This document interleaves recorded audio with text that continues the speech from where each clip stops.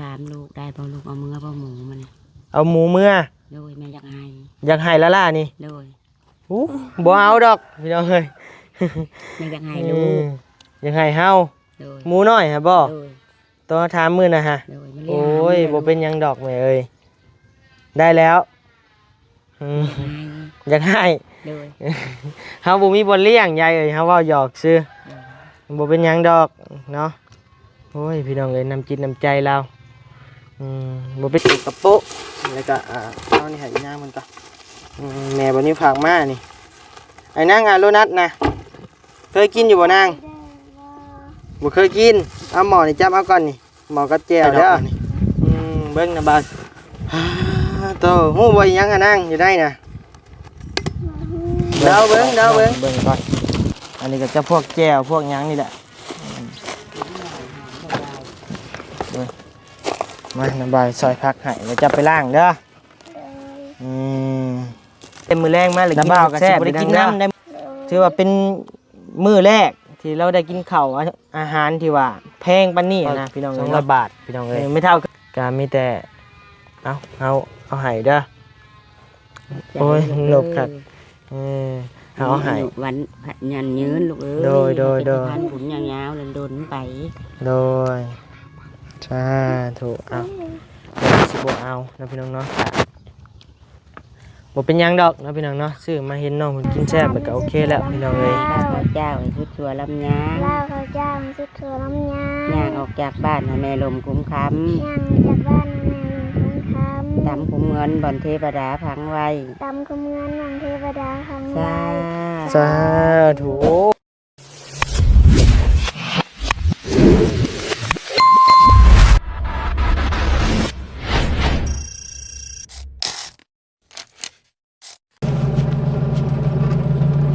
ป่ะพี่น้องเอ้ยเนาะ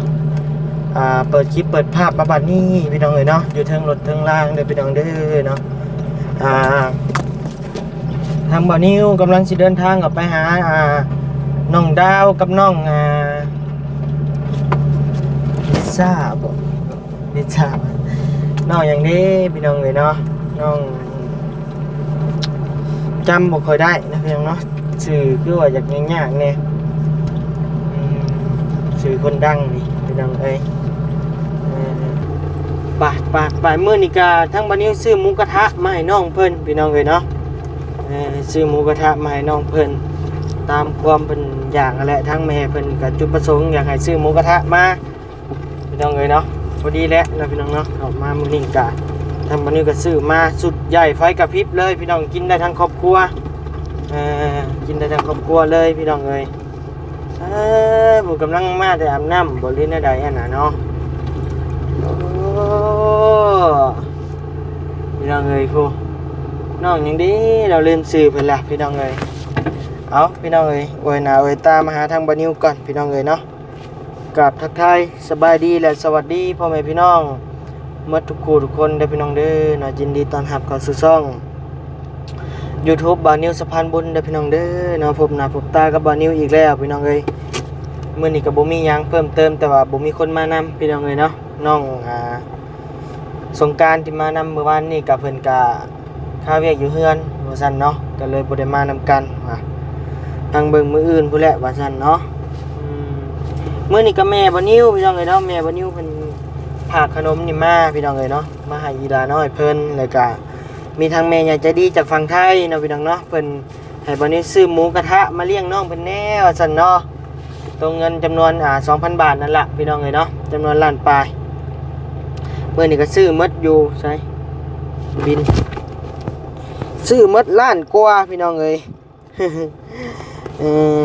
ล้านหนึ่งนี่แหละมดล้านหนึ่งนะพี่น้องเนาะนี่พี่น้องเลย CP เนาะ CP บินยาวเหยียดเลยพี่น้องเลยเมดใน CP นี่ก็เมดอยู่930,000พี่น้องเลยเนาะทั้งหมอแหกเตตะโป๊ะทั้งเตาเนี่ยพี่น้องเลยเนาะ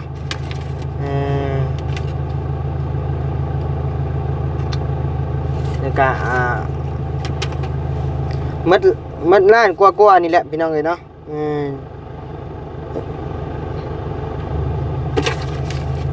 มีอย่างแน่นี่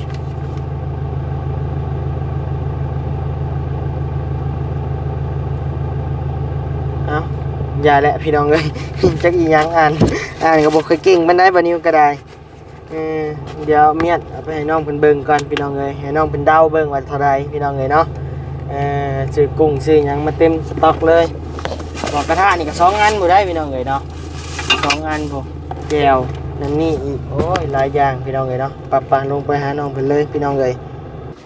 ไปเอ้ยสวัสดีเด้อนางเด้อสวัสดีแม่ตู้เพิ่นเนาะมื้อนี้มีแนวมาให้อยู่ได้สร้างความพันให้น้องเพิ่นอยู่มื้อนี้ไปนั่งไปมาเอากับน้าบ่าวป่ะเนาะโอ้เกือบเหยียบมาตายนี่แหละอันนี้ก็คือแจวพี่น้องเอ้ยเนาะอันนี้ก็หม้อแห้งกระโปะแล้วก็เอานี่ให้อีนางมันก่อนแม่บ่นี้ฝากมานี่ไอ้นางโลนัทนะเคยกินอยู่บ่นางบ่เคยกินเอาหม้อนี่จับเอาก่อนนี่หม้อกับแจวเด้อเบิ่งน้าบ่าวสิเอานี่ให้อันนี้ก็ซื้อน้ำเพิ่นเมื่อกี้นี่พี่น้องเอ้ยเนาะซื้อมาใส่รถใส่ล่างวันนี้นี่แหละเนาะเบิ่งมันเก่าพุ่นล่ะมันบ่มีคิ้วนะสิซื้อคิ้วมาใส่ซื้อน้ำเพิ่นก็บ่แพงดอกพี่น้องของเก่าของมือสองไปซื้อมือหนึ่งแหละแพงพี่น้องเอ้ยอีนางเอ้ยอีนางดาวมาพี่นางมามือสองน่ะมาหาว่านี่ซอยกันไว้น้ำบ่าวสิห้ามกินได้อยู่บ่ล่ะใส่เบิ่งใส่เบิ่ง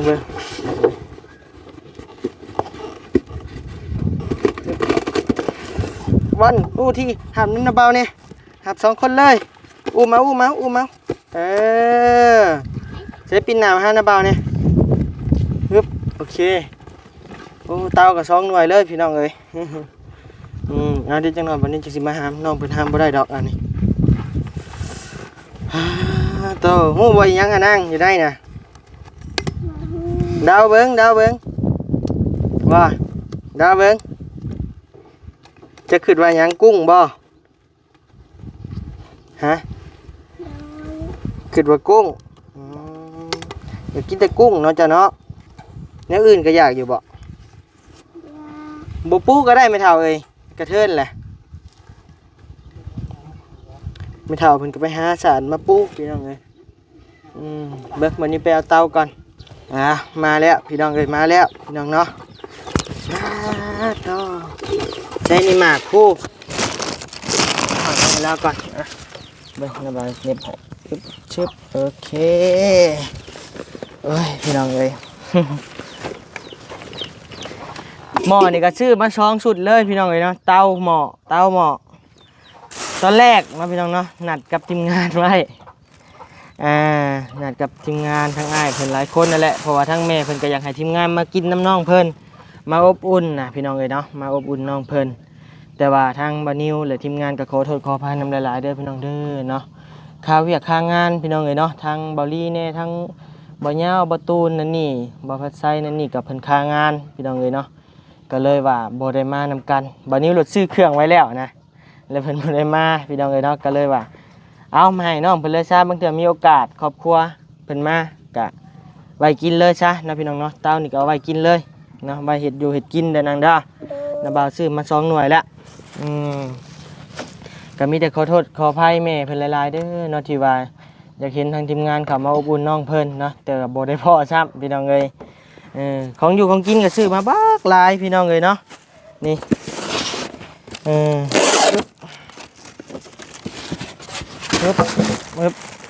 อันนี้กับพวกพักอันนี้พักกับแจ่วเดี๋ยวตัวนี้ได้นางเด้อมันเอาแจ่วตัวนี้ไว้ก่อนระดับ5 โลบ่อยู่พี่น้องเอ้ย ระดับ5 โลพุ่นแล้วนี่โอ้จับเบิ่งดูหนักบ่จับเบิ่งดูห้ามขึ้นอยู่บ่จับเบิ่งดูห้ามขึ้นเบิ่งหนักบ่ ระดับ5-6 โลบ่อยู่แหละพี่น้องเอ้ยเนาะก็สิบ่กลัว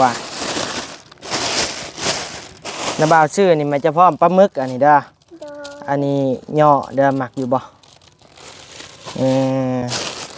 แล้วก็อันนี้ลูกซีนจะพวกลูกซีนปูอัดเด้อแล้วก็อันนี้แตนเนี่ยจะหมักนี่กุ้งพี่น้องเลยหักเพิ่นลวกสุกแล้วเนาะพี่น้องเนาะเพราะว่าในซีพีเพิ่นบ่ขายอันเป็นตัวสดนะเพิ่นมีแต่เป็นแพ็คมาแบบนี้นะพี่น้องเอ้ยเนาะกุ้งอันนี้ก็เป็นหมูเด้อนางเด้อชิ้นหมูนี่แล้วก็อันนี้ก็เป็นนมหมูเด้ออันนี้ก็นมหมูนี่นี่แหละพี่น้องเลยเนาะอันนี้มัดอยู่นั่นมันแพงนะมันนี่พี่น้องเลยเนาะอันนี้ก็180,000นี่เฮ้ย140,000นี่140,000พี่น้องเลย2 อันนี่กับตกแพงแต่อันนี้ก็7เตาหนึ่งนี่70,000นี่แหละพี่น้องเลยเนาะ2 อันนี่ก็140,000 714,000อันนี้นะอันนี้เนี่ยก็บ่มัดหลายดอกตัวนี้มัดนั่นมันนี่พี่น้องเลยเนาะแต่บ่เป็นหยังนะพี่น้องเนาะเพื่อน้องเป็นอยากจะกินมัดบ่สามีนางบ่มัดมื้อน่ะบัดนี้ซื้อไปเฮือนน้องน้อยกับซ้ำนี่แหละบ่มัดพี่น้องเลยเพราะว่ามีอันนี้นะหยอกกับเป็นโลผู้กับปลาหมึกกับเป็นโลผู้อันนี้คือพักเด้อเบิ้งนะบ่าวสิซอยพักไว้ให้มาเอากระโตกมาเนาะเบิ่งขอพี่น้องเบิ่งก่อนอันนี้ก็จะพวกแก้วพวกหยังนี่แหละมานะบ่าวซอยพักให้เดี๋ยวจะไปล้างเด้อนะบ่าวก็สิบ่ได้กินน้ำได้มื้อนี้ได้มันเจ้ากินเป็นอยู่ตี้พอได้อยู่ตี้ยายได้อยู่เนาะมีแต่เจ้าคีบซีนนี่ขึ้นดาดเด้อยายเด้อน่าจะเคยเห็นอยู่ดอกเพิ่นกินเนาะแก้วเขาก็ซื้อมาให้ละครบชุดแล้วมีแต่หมดเจ้าเห็ดกินรสอยากข่าวเลยนะกินแล้วมือแรงเนาะจังกินซะเนาะถ้าอ้ายมาพูดแล้วเนาะเบิ่งนะบ่าวสิซอยพักไว้ให้เด้อฮึบนี่ผ้าเข่าพี่น้องเลยเข่าเนาะผ้าผู้เฒ่านี่อยากเข่าได้พี่น้องเลยแล้วดูผ้าวัยรุ่นเลยเฮียน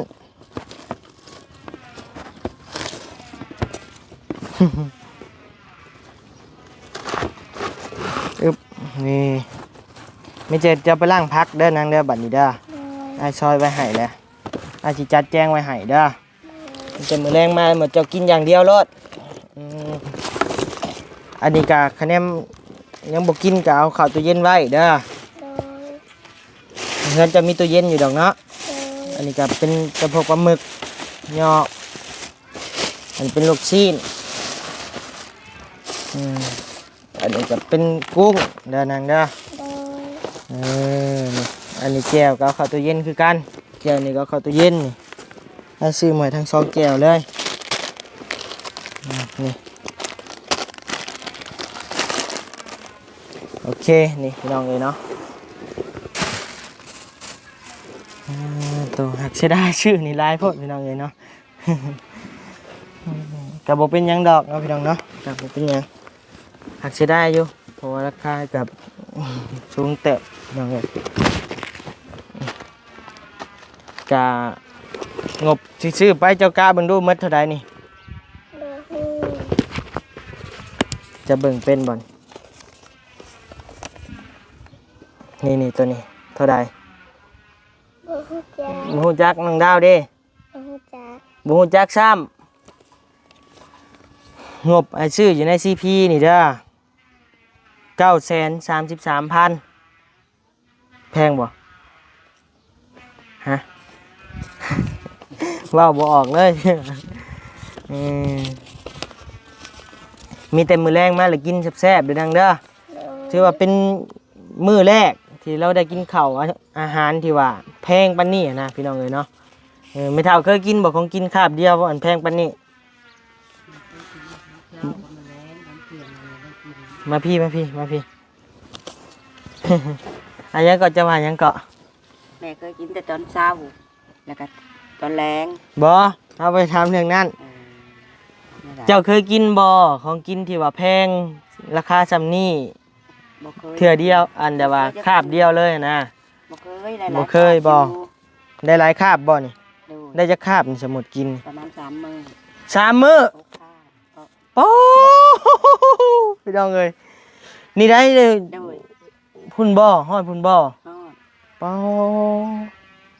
3 มื้อกินได้3 มื้อพู ทุกคาบนี้ตอนเช้าตอนแรง เฮา มื้อ เจ้าดาดกินกับนี่กินมันอิ่มๆแล้วเด้อเจ้าดาดกินกับแหบบ่ปะให้กินได้มื้อปานนั้นได้ โดย เออแนวแซ่บกินมันแซ่บๆอิ่มๆครั้งแรกในชีวิตเออเราว่าเรากินได้3 มื้อผู้ซ้ำนี่ครับพี่น้องเอ้ยเนาะ เออแต่เนี่ยมันเจอทีมงานมันเข้ามานี่ห้อยบ่ฮอดมื้อเนาะบ่ฮอดชั่วโมงเนาะเออพี่น้อง แม่บัดยังบ่เป็นกินแท้ ยังบ่เป็นกิน โดย สิเฮ็ดได้กินซะ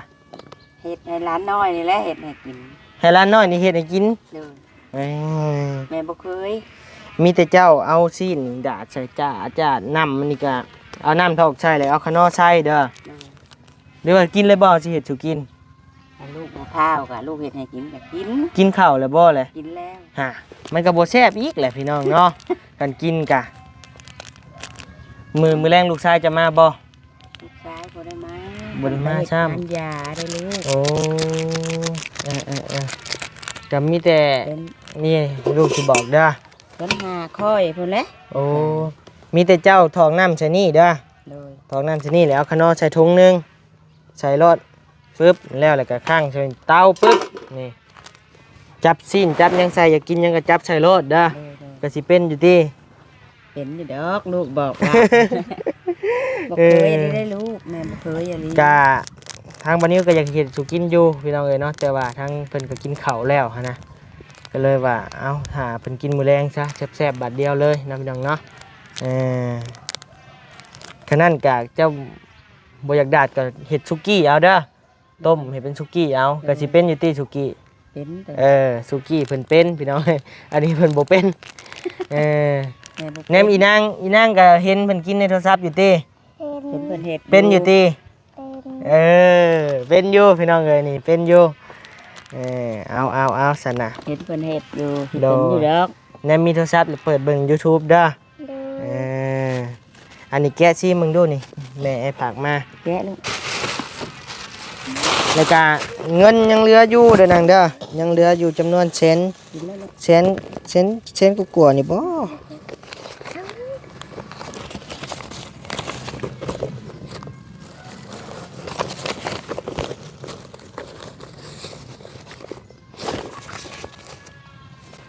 112,000แม่นล่ะ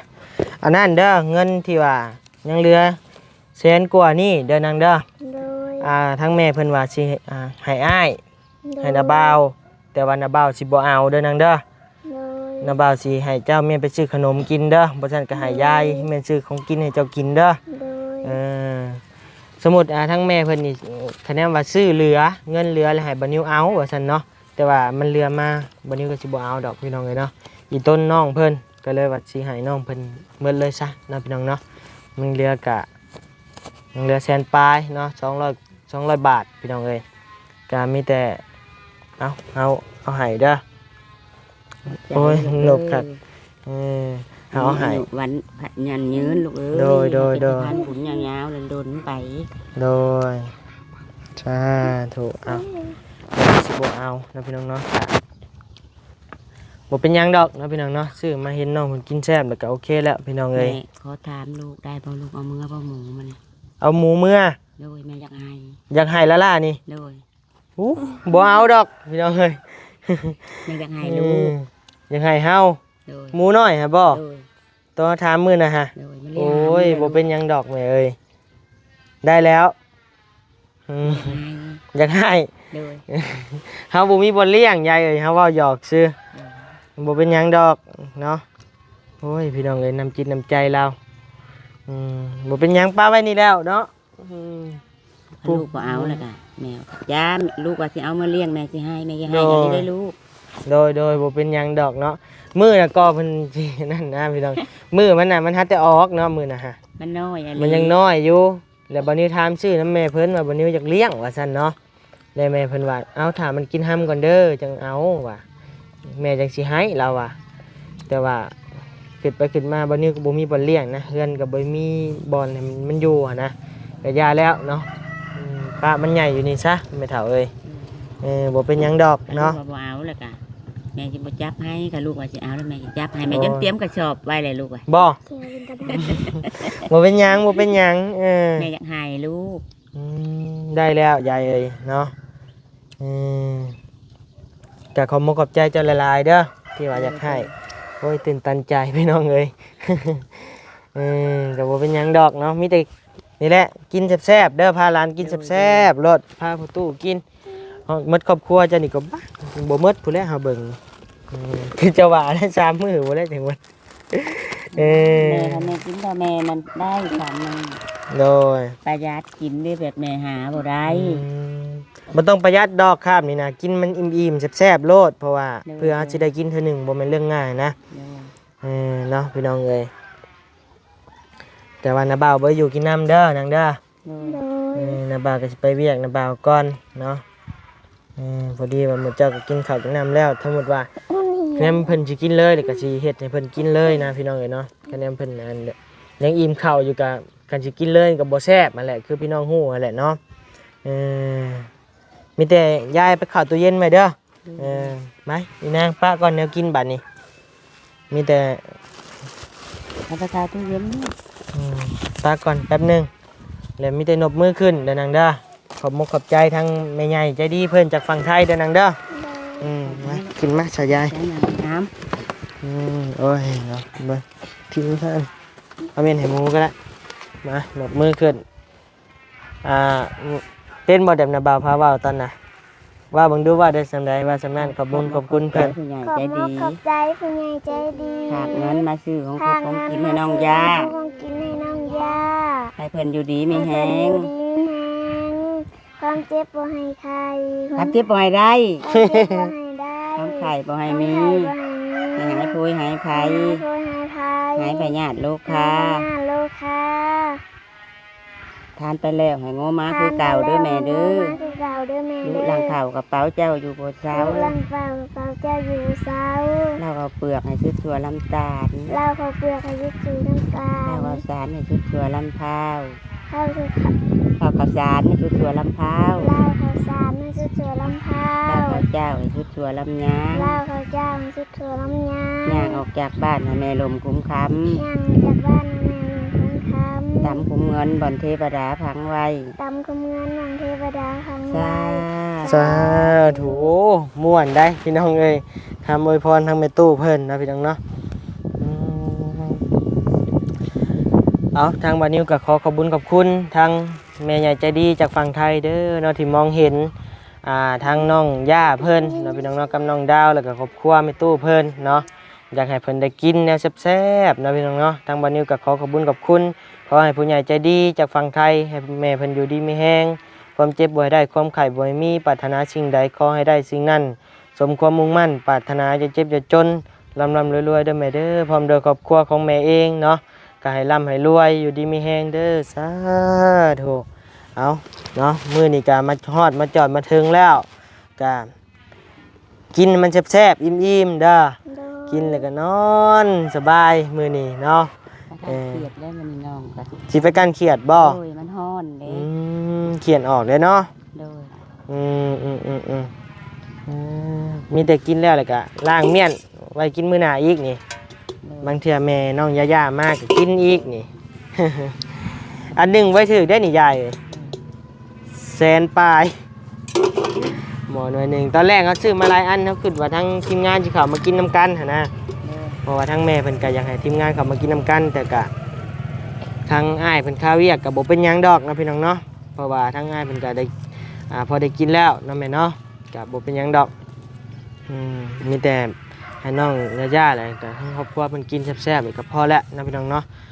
เอาสำหรับคลิปนี้ทั้งบานิวและน้องย่าๆเลยข้างเมตู้เพิ่นและน้องดาวน้องขอตัวลำลาพาจากไปเพียงสำนีเด้อพี่น้องเด้ออยู่ดีไม่แห้งมาดูคู่ทุกคนพี่น้องเอ้ยบ๊ายบายสบายดีไปเอาข้าวตู้เย็นไว้นางไปขนมนี่กินเลยเด้อเอออึ๊บใครอยู่เงินน้องเพิ่นมีตู้เย็นพี่น้องเอ้ยเนาะไป